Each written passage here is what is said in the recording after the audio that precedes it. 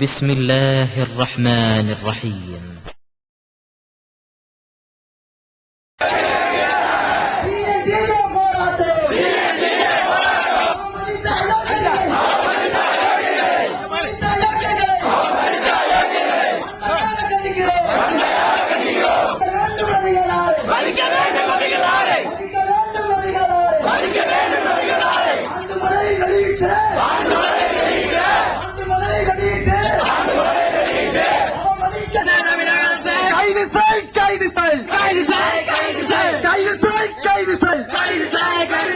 பள்ளித்தாளர் உள்ளிட்ட நிர்வாகிகளை கைது செய். ரஹ்மத் ஸ்கூல் நிர்வாகமே, ரஹ்மத் ஸ்கூல் நிர்வாகமே,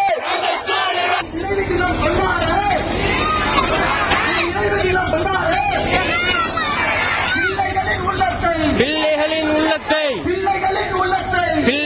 உள்ளத்தை பாலாக்க துணியாதே, கண்டிக்கிறோம். ரஹ்மத் ஸ்கூல் நிர்வாகமே, வன்மையாக கண்டிக்கிறேன். முன்சாலை கண்டிக்கிறேன். கைது செய்.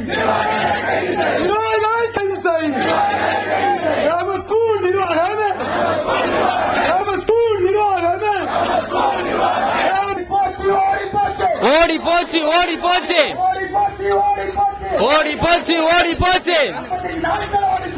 50 நாட்கள் ஓடி போச்சு, 55 நாட்கள் ஓடி போச்சு. யாரடா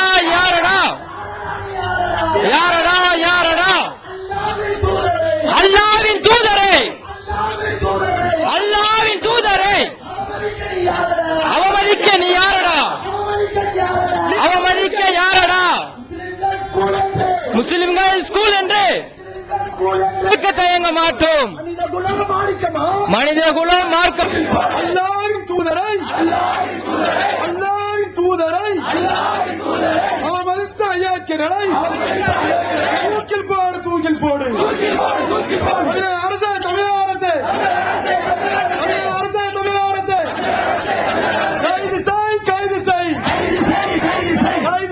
கைது செய். வெட்கக்கேடு.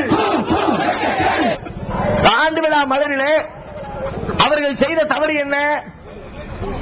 பள்ளிக்கூடத்தை முற்றுகையிடுகிற அளவிற்கு அதிலே என்ன செய்தி இடம்பெற்றிருக்கிறது? இந்த பள்ளிக்கூடத்தில் முஸ்லிம் சமுதாயத்தை சார்ந்த ஏராளமான பெற்றோர்கள் தமது பிள்ளைகளை படிக்க சேர்த்ததற்கு காரணம் என்ன? இந்த தமிழகத்திலே இருக்கிற பள்ளிக்கூடங்களில் பெரும்பாலான பள்ளிக்கூடங்கள் ஏதேனும் ஒரு குறிப்பிட்ட மத சார்புடையவையாக கிறிஸ்தவர்களால் நடத்தப்படுகிறது, இந்து சமுதாய மக்களால் நடத்தப்படுகிறது. அப்படி நடத்தப்படுகிற ஒவ்வொரு பள்ளிக்கூடத்திலும் பெரும்பான்மையான பள்ளிக்கூடங்களில் அவர்கள் தங்களுடைய மத சாயத்தை படிக்கக்கூடிய பிள்ளைகளின் உள்ளத்திலே புகுத்தி விடுகிறார்கள். அதுபோன்ற நம்முடைய குழந்தைகளுக்கு அது மாதிரியான மத ரீதியான தடுமாற்றங்கள் ஏற்பட்டுவிடக் கூடாது. ஏழை இறைவனை மாத்திரமே வணங்க வேண்டும் என்பதனை கொள்கை பிடிப்போடு கொண்டிருக்கிற இஸ்லாமிய சமுதாயம் தம்முடைய எதிர்கால சந்ததிகளையும் அதே எண்ணத்தோடு அதே வழிமுறைப்படி வார்த்தெடுக்க வேண்டும் என்ற விருப்பத்தின் காரணமாக அதுபோன்ற ஒரு நல்ல கல்வியை கற்றுக் கொடுக்கக்கூடிய கல்விக்கூடம் இருக்காதா என்ற இயக்கத்திலே தெரிந்து கொண்டிருந்த நேரத்தில் ஆங்காங்கே 1-2 பேர் தமிழகத்திலே முஸ்லிம் சமுதாயத்தை சார்ந்தவர்களால் பள்ளிக்கூடங்கள் திறக்கப்படுகிறது. அதிலே இந்த ரஹமத் பள்ளியும் ஒரு பள்ளி. இந்த பள்ளிக்கூடத்தை நாம் எப்படி பார்த்தோம்? இதிலே இருக்கிற வெளிப்படையான கவர்ச்சியை பார்த்து நமது பிள்ளைகளை இங்கே நாம் சேர்க்கவில்லை. இங்கே செய்யப்பட்டிருக்கிற அழகு அலங்காரங்களை பார்த்து, இங்கே நடப்பட்டிருக்கிற மரக்கன்றுகளை பார்த்து, இங்கே இருக்கிற சுகாதார சூழ்நிலையை பார்த்து, இப்படி வேறு எந்த நோக்கங்களையும் கவனத்திலே கொள்ளாமல் இங்கே இஸ்லாம் கிடைக்கும். ஏனென்றால் இந்த பள்ளிக்கூடத்தை நடத்துகிற ரஹமத் அறக்கட்டளையின் சார்பாக கடந்த காலங்களில் அன்னலம் பெருமகனார் நபிகள் நாயகத்தின் பொன்மொழிகளின் தொகுப்புகளை, வரலாற்று பேழைகளை தமிழ் பேசுகிற மக்களுக்கு தமிழ் மொழியிலே மொழிபெயர்த்து கொடுத்தவர்கள் இந்த அறக்கட்டளைக்கு சொந்தக்காரர்கள். இன்னும் பல நல்ல நூல்களை வெளியிட்டவர்கள்.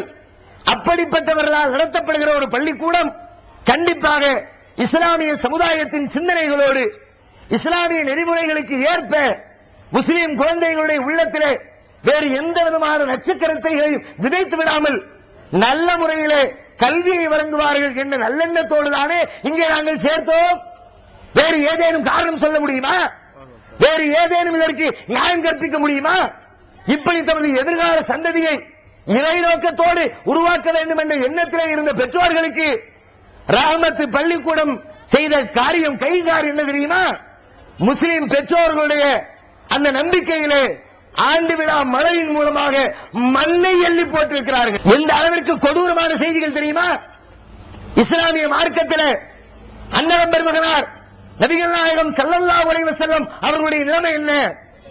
ஒவ்வொரு இஸ்லாமியனும் தன்னுடைய உயிரை விட மேலாக நபிகள் நாயகத்தை மதிக்கிறான். அப்படிப்பட்ட நபிகள் நாயகத்தின் போதனைகளில் ஒன்று, தனக்கோ அல்லது தன்னை போன்று மதிக்கப்படுகிற எந்த மனிதருக்கோ வேறு எந்த நல்லடியாருக்கோ சித்திரங்கள் வரையக்கூடாது, உருவப்படங்கள் உருவாக்கக்கூடாது, கற்சிலைகளில் வெடிக்கக்கூடாது, போட்டோக்களாக உருமாற்றம் செய்யக்கூடாது என்று மிக முக்கியமான ஒரு கட்டளையை உலகத்திற்கு சொல்லிச் சென்றார்கள். ஏனதை சொன்னார்கள்? இந்த உருவப்படங்கள் தான், இந்த சித்திரங்கள் தான் உலகத்திலே சிலை வணக்க வழிபாடுகளுக்கு, ஓரினை கொள்கைக்கு எதிரான வழிபாடுகள் இந்த உலகத்தை உருவாக்குவதற்கு அடித்தளம் அமைத்து கொடுத்ததே இந்த சித்திரங்கள் தான். அப்படிப்பட்ட சித்திரத்தை நபிகள் நாயகத்திற்கு ஒரு வடிவத்தை கொடுத்துவிட்டு நாங்கள் என்ன தவறு செய்தோம் என்று வெளியிலே பிதற்றிக் கொண்டிருக்கிறார்களே, தவறு திருத்தலுக்கு வழி காண வேண்டாமா? உரிய முறையை மன்னிப்பு கேட்க வேண்டாமா? அது மன்னிப்பு கேட்டு விட்டாரு, என்ன ஒரு ஏமாற்று வார்த்தை? மன்னிப்பு கேளு, சம்பந்தப்பட்ட புத்தகங்களை எல்லாம் ரிட்டர்ன் வாங்கிட்டு தெரியாம செஞ்சிட்டேன். இனிமே இது மாதிரியான நூல்களை அச்சுக்களை நாங்கள் எழுத்துக்களை கொண்டு வர மாட்டோம் என்று சொன்னால் அது மன்னிப்பு கேட்பதில் நியாயம் இருக்கிறது என்று அர்த்தம்.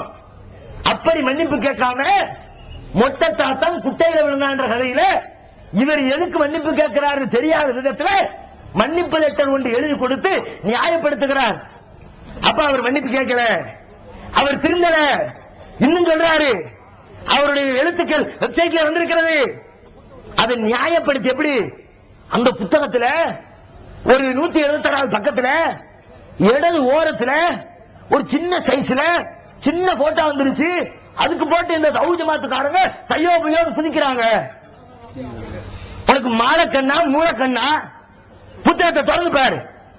அது எத்தனோடி சைஸா? இடது ஓரத்தில் இருக்குதா? ஒரு அரை பக்கத்திற்கு போட்டு வைத்து விட்டு அரை பக்கத்திற்கு காட்டி விட்டு அதை போட்டு இடதுபுறத்தில் இத்தனோடி சின்ன சைஸ்ங்கிறிய. சரி, சின்ன சைஸ்ல போடுவீங்க நீ? அதை நான் கேட்கிறேன், சின்ன சைஸ்னா ஓகேவா?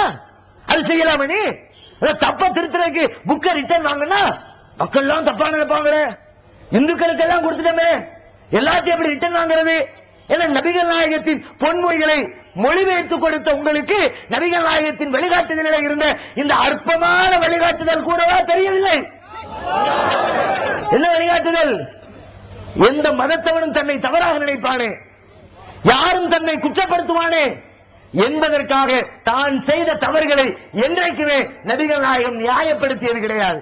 போராட்டத்தை நடத்தாமல் இருப்பதற்கு அவர்களை பற்றி உண்டான தகவல்கள் மக்கள் மத்தியிலே அவர்கள் முகமூடி கிழிந்துவிடக் கூடாது என்பதற்காக இந்த போராட்டத்தை தடுப்பதற்கு எத்தனை பிரயத்தனங்கள். 10 லட்சம் ரூபாய் வாங்கிட்டாங்க, போய் கேட்டாங்க தௌஹீத் ஜமாத்துக்காரன். 10 லட்சம் ரூபாய் போய் அந்த ஆள்கிட்ட கேட்டானா, அவர் தர முடியாதுட்டாரா. நீ எனக்கு ரூபா தரல, பாரு உன் பேரை டேமேஜ் ஆக்குறேன்ட்டு வந்து கூட்டத்தை போட்டாங்க. நீ எங்கள் மீது இத்தனை ஆண்டு கால வரலாற்றில் பண மோசடி என்று ஒற்றை துரும்பை ஆதாரத்தோடு எடுத்து போட முடியுமா? அவர் தவறுக்கு மேல் தவறு செய்து கொண்டிருக்கிற தாளாரனும் அவரோடு இந்த குற்றச்சாட்டிலே சம்பந்தப்பட்டவர்கள் அத்தனை பேரும் கடந்த காலத்திலே நடந்த தவறுகளுக்காக திருந்த வேண்டும். சட்டமும் காவல்துறையும் அரசாங்கமும் முஸ்லிம்களுடைய உணர்வுகளை புண்படுத்தி இருக்கிற இந்த குற்றவாளிகள் மீது முறைப்படியாக வழக்கு பதிவு செய்து சட்ட ரீதியாக அவர்கள் மீது நடவடிக்கை எடுக்க வேண்டும் என்பதை கேட்டு நிறைவு செய்கிறேன். அஸ்ஸலாமு அலைக்கும் வரஹ்மத்துல்லாஹ். அல்லாஹ்